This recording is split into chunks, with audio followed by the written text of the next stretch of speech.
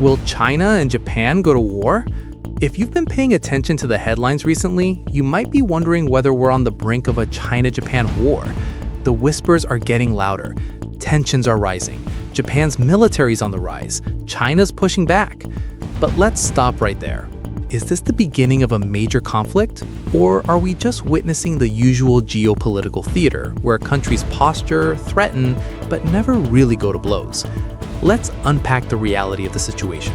Spoiler alert, war is probably the last thing either of them wants, but that doesn't mean things won't get a little messy. Stick with me as we explore the key reasons why China and Japan are unlikely to go to war, and why they're both playing a dangerous game of bluff that's still worth watching. Taiwan, the unlikely war trigger. Let's start with the obvious, Taiwan.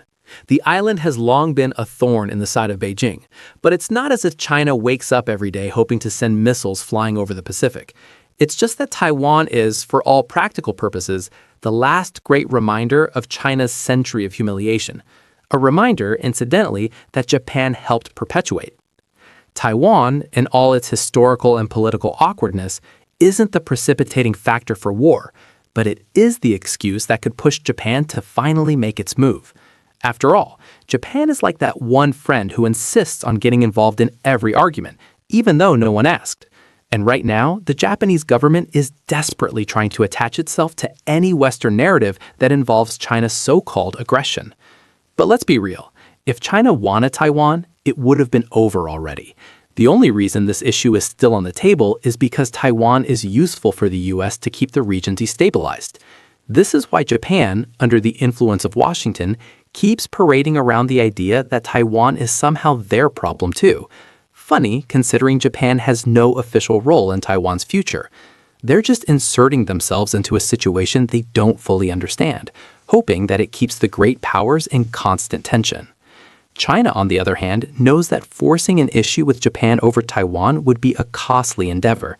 Sure, there are things that could escalate tensions, but it's not like the Chinese leadership is itching to engage in another war with a regional neighbor. In fact, their preference remains peaceful reunification, with or without Japan's approval.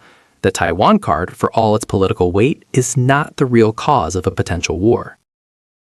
Japan's military ambitions. Is this really about self-defense? Japan's new military spending budget has skyrocketed to unprecedented levels. A country with a pacifist constitution is suddenly spending billions to upgrade its military capabilities, conveniently, just as China's military is also growing. What a coincidence, right? But here's the kicker. Japan's defense expansion is aimed directly at China. It's no longer a matter of protecting the islands from hypothetical foreign threats. The bulk of the Japanese military buildup is designed to counter China's growing influence in the region. So forgive us if we find Japan's claims of peaceful intentions a bit hard to swallow. Japan has been increasing its defense spending year after year, yet when China does the same to maintain balance, it's labeled as threatening. Funny how that works.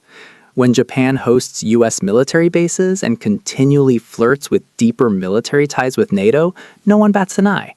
But when China decides to modernize its forces to protect its own borders, it's treated like a global crisis. If Japan continues down this path, it will have no one to blame but itself if things get heated. It's easy to be the peace-loving nation when your biggest ally is the United States, which conveniently provides military backing for any self-defense mission. Let's not forget that Japan benefits from being part of the US alliance, while still positioning itself as the underdog against China.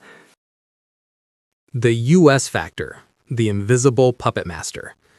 Now, let's bring in the elephant in the room, the United States.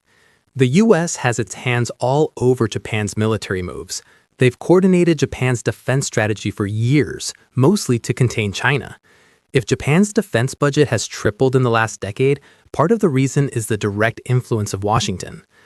You might ask, why would the US want Japan to face off with China? Isn't that a bad idea? Oh, it is, but it serves a purpose. If Japan gets involved in a military conflict with China, the US would immediately be dragged in. The China versus US showdown would suddenly involve Japan, which works in Washington's favor because it distracts from the US's own failures in areas like economics, military overstretch, and the loss of its global supremacy.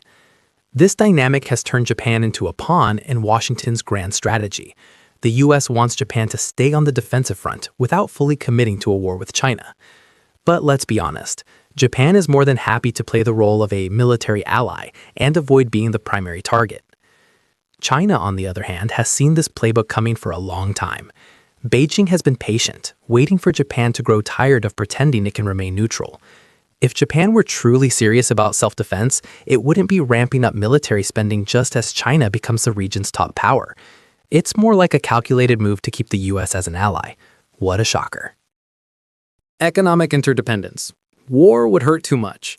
Let's talk about economics, because war is expensive. And we all know that no one loves a war unless they can make money off it. And guess what? China and Japan are deeply tied economically. In fact, Japan is China's fourth largest trading partner, while China is Japan's second largest. If war broke out, the economic devastation would be mutual, and neither country stands to gain.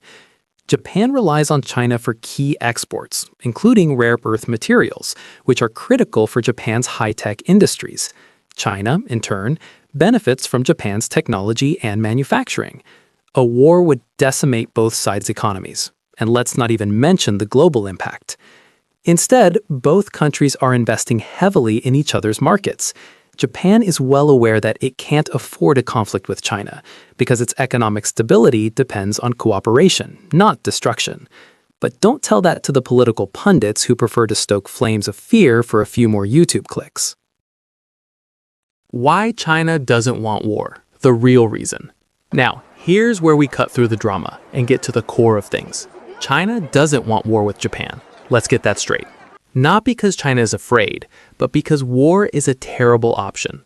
China has better things to do than get involved in a military conflict over Taiwan or some isolated islands. The truth is, China is focused on long-term global leadership, not petty skirmishes.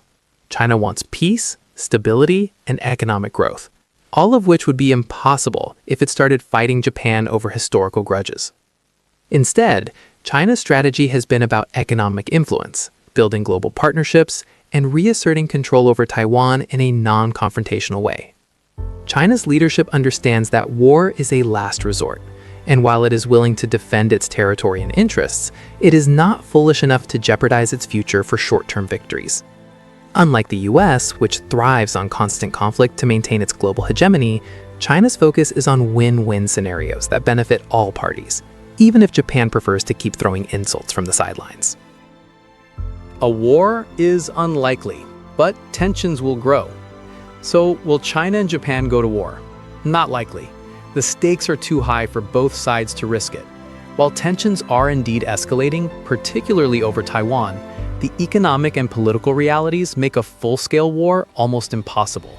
Japan's provocations are more about political posturing than a real desire for war, while China, despite the tough talk, understands that peace and prosperity are far more valuable than military conflict. But does that mean the region is safe? Hardly. The rhetoric will get louder, the military games more frequent, and the alliances more strained.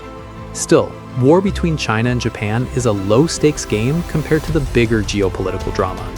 Let's not forget, Japan, like the US, has much to lose in the grander scheme. The next time you hear someone scream, China and Japan are on the brink of war, just remember, it's just another headline designed to grab your attention. Because in reality, both sides are much more interested in trading than fighting. So what do you think?